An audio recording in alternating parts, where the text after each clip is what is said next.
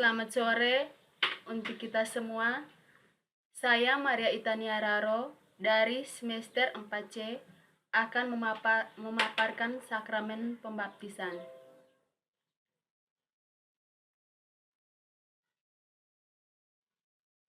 Sakramen baptis adalah sakramen pertama yang diterima oleh seseorang yang hendak menjadi anggota Gereja Katolik. Sakramen baptis adalah sakramen pertama dalam inisiasi Katolik. Inisiasi adalah penerimaan seseorang masuk ke dalam atau menjadi anggota kelompok tertentu. Pembaptisan membebaskan penerimaannya dari dosa asal serta semua dosa pribadi dan dari hukuman akibat dosa-dosa tersebut, dan membuat orang yang dibaptis itu mengambil bagian dalam kehidupan Tritunggal Allah melalui rahmat menguduskan atau rahmat pembenaran yang mempersatukan pribadi yang bersangkutan dengan Kristus dan gerejanya. Pembaptisan juga membuat penerimaan mengambil bagian dalam iman Kristus dan merupakan landasan komunio atau persekutuan antara semua orang Kristen.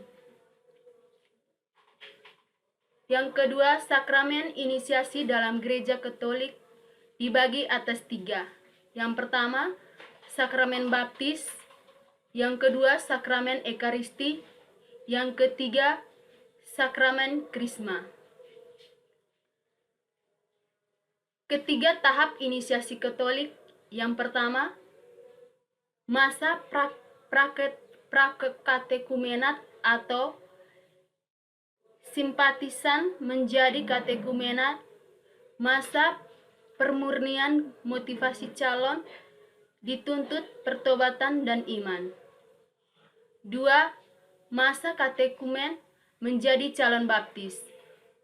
Masa perkembangan iman calon baptis merupakan masa pengajaran di mana masa pembinaan iman. 3. Masa calon baptis menjadi baptisan baru. Masa persiapan baptis dan penerimaan menjadi anggota Gereja Katolik. Sesudah dibaptis, para baptisan baru menerima atau mengalami masa pembinaan iman sebagai baptisan baru yang disebut mistagogi. Untuk baptisan, seseorang harus percaya dan beriman kepada Kristus. Percaya kepada Kristus berarti hidup sesuai dengan ajaran Kristus dalam kehidupan sehari-hari. Melalui sakramen baptis, seseorang dilahirkan dalam air dan roh. Lilin bernyala yang diterima oleh baptisan baru dalam upacara sakramen baptis merupakan lambang baptisan baru yang sudah diterangi oleh Kristus dan harus senantiasa berusaha hidup dalam terang Kristus. Materi dan forma. Materi adalah air, forma, aku membaptis engkau dalam nama Bapa, Putra, dan Roh Kudus. Buah-buah atau rahmat sakramen baptis. Pertama, mendapat pengampunan dari segala dosa, baik dari dosa asal maupun dosa yang dibuatnya. 2. Menjadi ciptaan baru dan dilantik menjadi anak Allah, berharap pada Allah dan mencintai Allah, membuatnya hidup di bawah bimbingan dan dorongan Roh Kudus,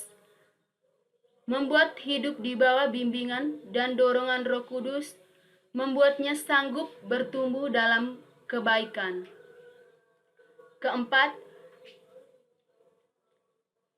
digabungkan dalam anggota gereja sebagai bagian dari tubuh mistik Yesus Kristus. Yang kelima, memeteraikan secara kekal dalam sebuah meterai rohani yang tak terhapuskan sebagai bagian dari Kristus. Macam-macam baptisan. Pertama, baptisan bayi, baptisan yang diterima saat masih bayi. Yang kedua, baptisan dewasa, baptisan yang diterima saat sudah dewasa.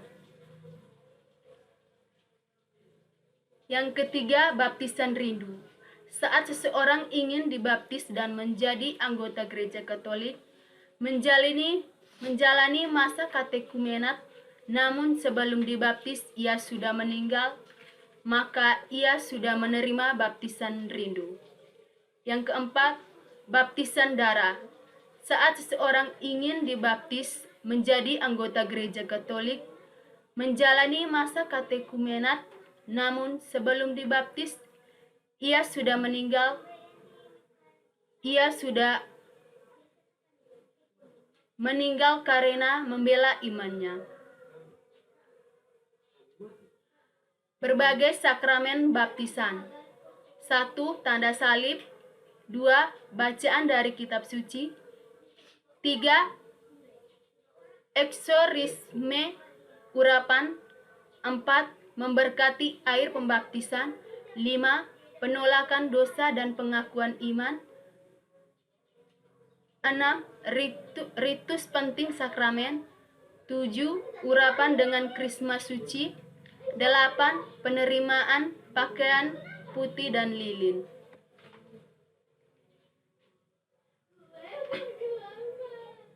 Apakah akibat yang dialami oleh seseorang yang menerima sakramen baptis? Dengan dibaptis, kita dibebaskan dari rantai belenggu dosa asal untuk mampu melangkah menuju keselamatan yang ditawarkan Allah. Dengan sakramen baptis, kita terlahir baru, menjadi anak-anak Allah, pilihan Allah Bapa, resmi menjadi anggota tubuh Kristus dan menjadi bait suci bagi kedamaian Roh Kudus dalam diri kita. Bagaimana tata cara pelaksanaan sakramen baptis diberikan di Gereja Katolik? Pelaksanaan pembaptisan, yaitu pastor atau pendeta, akan memberkati Anda dengan mengucapkan dalam nama Bapa, Putra, dan Roh Kudus, lalu membenamkan Anda segera mengangkat Anda lagi dari dalam air. Anda sudah dibaptiskan dan menjadi pengikut Kristus setelah diberkati dibenamkan dalam air.